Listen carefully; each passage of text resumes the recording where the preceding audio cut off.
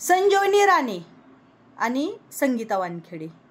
आता तुम्ही दोघी पण माझ्यापेक्षा लहान आहेत का नाही माहित नाही, पण माझ्यापेक्षा मी समजते की लहान आहेत.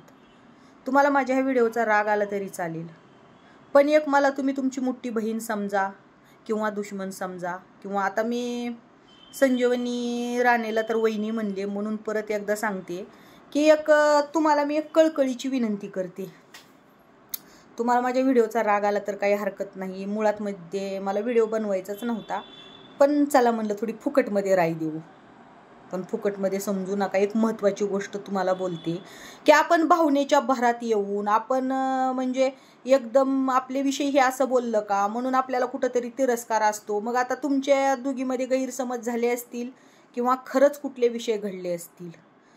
आता आमची जी बघेची संख्या, थोड्या वेळासाठी आमची जी संख्या आहे, आम्ही पब्लिक म्हणजे बघेची संख्या. कारण संगीता वानखेडेला मी समोरून भेटलेली नाही, बोललेली नाही, किंवा संजीवनीला पण मी समोरून भेटलेली नाही, बोललेली नाही. पण संजीवनीचा बी स्वभाव खूप गोड आहे, निरागस आहे. आणि तिचं कसं आहे माहिती आहे का, की एकदम लहान बाळासारखं आहे. कोण काय बोललं की ती पटकन डोक्यात घेते. आणि संगीता वानखेडेचं कसं आहे, ती एकदम फटकळ आहे. तिला कुठल्या गोष्टी सहन होत नाहीत. त्यामुळे ती लगेच ताणतणावात येते, कुठल्याही गोष्टी मनाला लावून घेते. तर मी तुमच्या दोघीला एकच कळकळीची विनंती करते, तुमच्या दोघीमध्ये काय वाद तंटे झालेत ही माहीत नाही, खरंच मला माहीत नाही. पण एक सांगते, काय होतंय तुमच्या हे वाद तंटे जर सोशल मीडियावर तुम्ही एकुणमेकीविषयी जर सांगत राहिले, मी एक फक्त चांगल्या भावनेनं तुम्हाला की बाबा हे असं व्हायला नको म्हणून एक कळकळीची विनंती करते. तुमचे वाद तंटे दोघीतले जर सोशल मीडियावर येत राहिले ना, तर मला सांगा, सोशल मीडियावर जो पूर्ण भारतभर जो समाज बघतो, किंवा आता ठीक आहे भारतभर मधला समाज बघत असेल, भारतभरच नाही पूर्ण आशिया खंडामध्ये बघितलं जाते, पण बाकीच्या लोकांना आपली मराठी भाषा माहीत नसेल, मान्य आहे. पण आपल्या महाराष्ट्राला तर मराठी भाषा पूर्ण येते, कळते ना, दोघींना पण बोलते येते, कळते ना. मग समजा तुमच्या दोघीचे वाद घरामध्ये झाले किंवा झालेही नसतील, फक्त गैरसमज झाले असतील. त्या वादामुळं जर तुम्ही ज्या वेळेला दोघी मैत्रिणी होता, ज्या वेळे दोघीला एकुणमेकीच्या बहिणी समजत होता, त्यावेळेला तुमच्या लाईफमध्ये, ज्या तुमच्या पर्सनल लाईफमध्ये तुम्ही एकुणमेकीला दोघीला काही गोष्टी शेअर केलेल्या असतात. त्या गोष्टी का शेअर केलेल्या असतात तुम्हीच सांगा ना. की एक चांगली बहीण समजून, एक चांगली मैत्रीण समजून. मग संजीवनीनं संगीताला सांगितलं असेल किंवा संगीतानं संजीवनीला मनातल्या गोष्टी सांगितल्या असतील. पण तुमच्या दोघीला पण एक गोष्ट महत्त्वाची सांगते, एखादा आपल्याला समोरचा व्यक्ती त्याच्या मनातलं, त्याच्या पर्सनल लाईफमधलं, त्याच्या पर्सनल गोष्टी सांगतो ना, ती एक अशी ठेव असती, ती एक असं ठेवीचं गाठोडं असतं ना. ते गाठोडं आपण विश्वासानं, एकदा जर आपल्यापाशी कुणी ते गाठोडं ठेवलं ना ठेवीचं, तर त्या ठेवणाऱ्या माणसानं आपल्यावर खूप विश्वास टाकलेला असतो. आजकालच्या जमान्यात कोण कोणावर विश्वास ठेवत नाही, पण समोरचा व्यक्ती आपल्याला सांगताना खूप विश्वासानं, कारण त्याच्यामध्ये त्याच्या इज्जतीचा कचरा होऊ शकतो हेही त्याला माहीत आहे. बाहेर पसरल्यानंतर म्हणजे ज्या काही गोष्टी असतात त्या बाहेर पसरल्यानंतर त्याचं वेगळंच रूपांतर होऊ शकतं हेही माहीत असताना त्यानं जेव्हा आपल्याला सगळं काही विश्वासानं सांगितलेलं असतं. का सांगितलेलं असतं, तर त्या व्यक्तीला विश्वास असतो की ज्या व्यक्तीपाशी आपण आपलं पर्सनल मनातलं बोलायलोय, तो व्यक्ती हे बाहेर कधीच सांगणार नाही, त्याला विश्वास असतो. म्हणून तो ह्या सगळ्या गोष्टी तुमच्यापाशी सांगतो. मग तुमच्या दोघी पण चाल की बाबा संगीतानं संजीवनीला सांगितलं असेल किंवा संजीवनीनं संगीताला, तर तुमच्या दोघीला हात जोडून कळकळीची विनंती करते, अहो हा समाज आहे. तुमच्या दोघीवर बी संकट आल्यावर समाज संकटात धावून येणार नाही, सोडवायला येणार नाही, बघायला येणार नाही तुम्हाला. साधं हा समाज कशाला असतो माहिती आहे का. संगीतानं संजीवनीविषयी वाईट बोललं की ह्या दोघींचा फक्त की बाबा संगीता कशी वाईट आहे ह्याचा तमाशा बघायला, हसायला आणि टाळ्या वाजवायला. आणि संगीतानं संजीवनीवर बोललं संजीवनी कशी वाईट आहे, तर हा समाज तेवढंच करू शकतो, हसतो, टाळ्या वाजवतो आणि एकुणमेकाला व्हिडिओ दाखवून बघा आपण ह्या बाईला सभ्य समजत होतो, ही बाई किती वाईट निघली. मग तुम्ही दोघी एकुणमेकीचं बी जर वाईट बोलत गेलेत सोशल मीडियावर, तर ह्यानं काय होणार आहे वाटते, होणार काय, काहीच सिद्ध होणार नाही. कारण ह्या समाजाला काही घेणं देणंच नाही. आज तुमचा विषय आहे ह्यांच्या मनोरंजनासाठी फक्त. आज आता तुमच्या कमेंटमध्ये काही तुमचं सांत्वन करतील, काही तुम्हाला संगीताविषयी भडकवतील.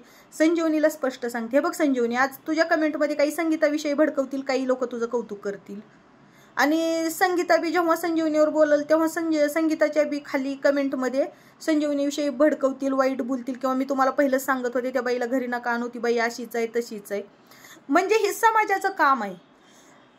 आपण एखाद्या गावात जरी राहत असलो तरी काही शेजारी असतेच असे, काही शेजार आपल्या तोंडावर कौतुक करतात, तिकडे जाऊन भडकवायचं काम करतात. तर काही शेजारी इकडे कौतुक करतात, इकडे येऊन भडकवायचं काम करतात. तर ही तर सोशल मीडिया आहे. सोशल मीडियावर कमेंट करणाऱ्याला आपण ओळखत नाही, पाळखत नाही. वाईट मानून घेऊ नका, बाकीचे कमेंट करणारे पण वाईट मानून घेऊ नका.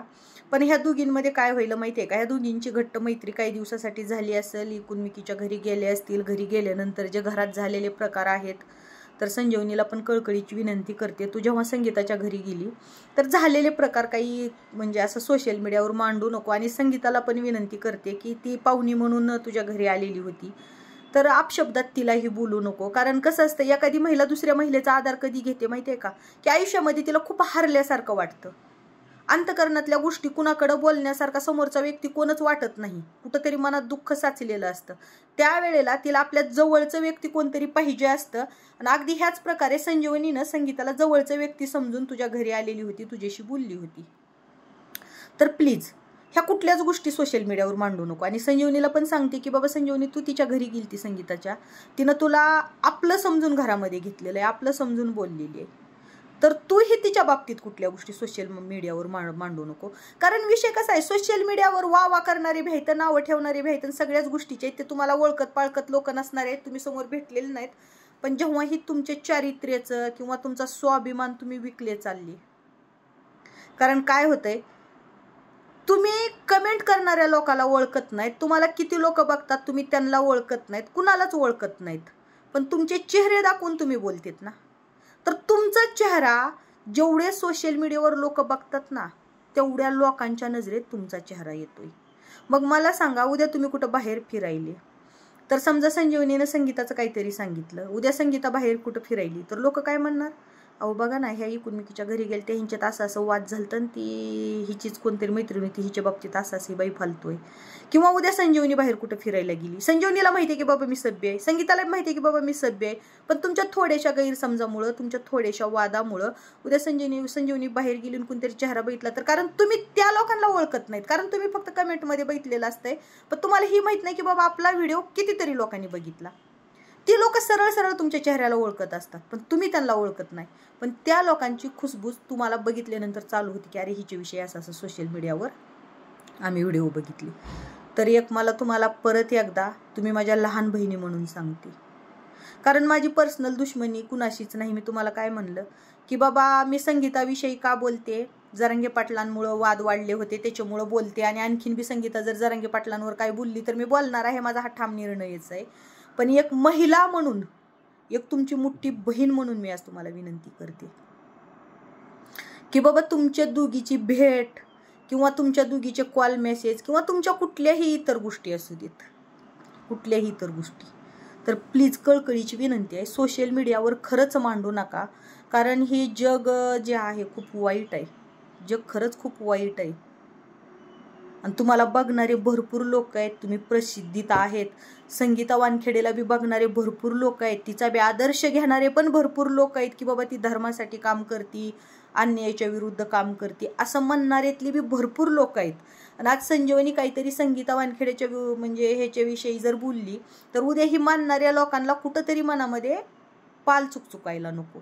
किंवा संजीवनी राणेला पण भरपूर लोक मानणारे आहेत, तिचे पण व्हिडिओ बघणारे भरपूर लोक आहेत. तीच लोक उद्या त्यांच्या नजरेत कुठंतरी शंका यायला नको, बस माझं एवढंच म्हणणं आहे. आणि दुसरी गोष्ट म्हणजे आपले नातेवाईक पण काहीतरी उन्या वाईटावर असतात आपल्या, हा दोघी पण विचार करा. जेव्हा सोशल मीडियावर संगीताच्या विरोधात संजीवनी बोलल किंवा संगीताच्या घरी आमका आलं टमका आलं अशा शब्दात जर बोललं गेलं संजीवनी, तर एक मी तुला माझी बारकी बहीण म्हणून सांगायली, एक हक्कानं सांगायली, असं बोललं गेलं तर तुला माहिती आहे संगीता सिंगल मदर आहे, बिचारीनं खूपच संघर्ष करून लेकरांना सांभाळलेलं असतं. कारण ज्याची त्याचा संघर्ष ज्याची त्यालाच माहिती असतो, आपण काय फक्त बोलू शकतो पण आपण त्या अनुभवातून आलेलो नसतो. मग समजा हीच व्हिडिओ जर संगीताच्या सासरच्या लोकांनी बघितला, मग तिची जाऊ असेल, नवरा असेल, आता नवऱ्याचा तिच्यावर ठीक आहे खूप विश्वास आहे, पण जाऊ म्हणलं तर भाऊभाऊकी असती, हीच व्हिडिओ बघितला तर ती उद्या जाऊ त्या गावात काय पसरवेल तू विचार कर ना संजीवनी. काय म्हणेल की बघा मी सांगत होते, मला डाऊट होता आणि तो खरं निघला का नाही. तिचीच मैत्रीण बघा आज काय सांगायला लागली की असा असा प्रकार घडला. तर आपल्या एका चुकीच्या शब्दामुळं आणि ज्या वेळेला त्या संगीतानं समजा तुझ्यावर विश्वास ठेवून तिच्या लाईफमधलं सांगितलं किंवा जी कोण भाऊ असेल कोण असेल समजा तुझ्यावर विश्वास होता म्हणून बोलवलं गेलं तर मग आपण त्या विश्वासाला तडा नाही जाऊ द्यायचा. किंवा संजीवनीने बी तिकडं जाऊन म्हणजे एक आत्मविश्वासानं गेली, तिच्या मुलांबाबतीतलं काय सांगितलं असेल, अंतकरणातलं नातेवाईकांचं असेल किंवा नवरेचं काय असेल, जे काय असेल ते असेल, संजीवनीनं मन मोकळेपणानं संगीता तुझ्यापाशी सांगितलेलं असते. उद्या संजीवनीला पण नातेवाईक आहेत, सासर आहे. उद्या तू बी जर संजीवनीविषयी असं काय अपशब्दात सांगितलं, तिनं मनातलं सांगितलेलं बोलली तर उद्या तिचे कारण कसं असतं, एक गंमत सांगू का, बाहेरचे लोक आपल्या चारित्र्यावर लवकर डाग उडवत नाहीत किंवा बाहेरचे लोक आपल्याला जास्त नावं ठेवत नाहीत, पण आपले पाय वळणारे नाव ठेवणारे ही आपलेच नातेवाईक काही असतात, नारद मुनीसारखे, की एखादी चूक आपली पकडून सगळ्या समाजामध्ये पसरवणारे. म्हणून मी दोघीला खरंच मनापासून विनंती करते की दोघीही सोशल मीडियावर पर्सनल लाईफचं काही सांगू नका. तुम्ही दोघीही खूप चांगले आहेत, दोघीही खूप चांगले आहेत. ठीक आहे, संगीता वानखेडेचे विचार काही जणाला पटत नाहीत म्हणून वाईट कमेंट करत असतील, ती तिची पर्सनल लाईफ आहे किंवा ते तिचं कंटेंट असेल, जे काय असेल ते असेल, पण मला फक्त एक तुमचं एवढी मैत्री होती त्याच्यातून तुम्ही वाद करून जी तर करू नका. आणि संजीवनी हे बघ मी परत एकदा सांगते की तू खरंच खूप गोड आहेस, खरंच गोड आहेस, एकदम निरागस आहेस. तुझा स्वभाव ना असा अगदी लहान लेकरासारखा आहे. तू म्हणजे एकदम अशी मोकळ्या स्वभावाची आहेत, अजिबात कपटी नाहीच. आणि मी तुला एक अधिकारानं सांगते आणि संगीताला पण मी अधिकारानंच सांगायले की नका करू हे, कारण जगाला फक्त तमाशा बघायचा असतो, पण आबरूचे धिंदोडे तर तुमच्या दोघीच्याच उडणार आहेत. तुमच्या लाईफमध्ये काय चाललंय किंवा तुमच्या दोघीचं काय चाललंय ह्याच्याशी समाजाला काही घेणं देणं नाही किंवा कुठला समाज तुमच्या संकटात धावून येणार नाही. फक्त मी एवढ्यासाठी कळकळीची विनंती करायली की बाबा मी पण एक महिला आहे आणि महिलाची इज्जत ही खूप मोठी असते ही मला माहिती आहे. म्हणून मी सांगायले की बाबा तुमच्या दोघीच्या वादामुळं तुमच्या दोघीची इज्जत कमी नको व्हायला. आयुष्यामध्ये तुम्ही असंच पुढं जात राहा. फक्त दोघी एकुणमेकीमध्ये वादामध्ये एकुणमेकीचं काही सांगू नका, एवढीच एक मी चांगल्या भावनेनं कळकळीची विनंती करते.